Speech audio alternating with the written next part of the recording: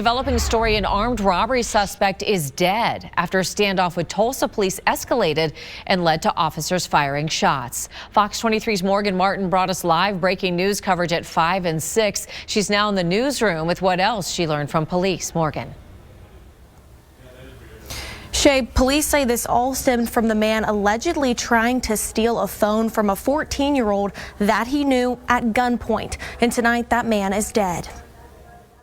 An hours-long standoff with an armed robbery suspect Friday ended in an officer-involved shooting and the suspect's death. He comes out with pistol in hand. So we've done everything we can to effectively communicate with this person in both English and Spanish.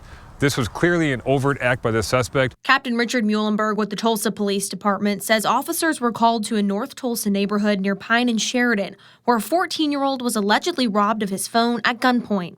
Officers were here. That suspect came back to this location.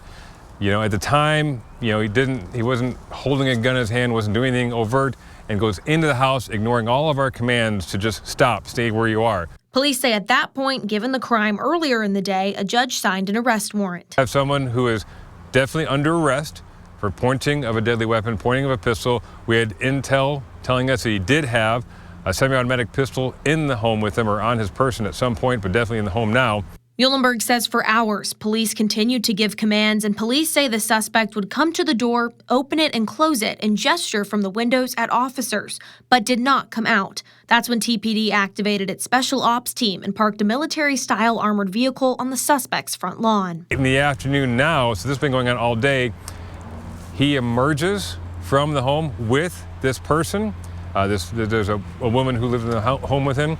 He had a pistol in his hand. And police say he threatened officers in some way. And his actions forced officers to fire upon him. Once officers secured the suspect's pistol, medics moved in, providing medical treatment, but the man died on scene.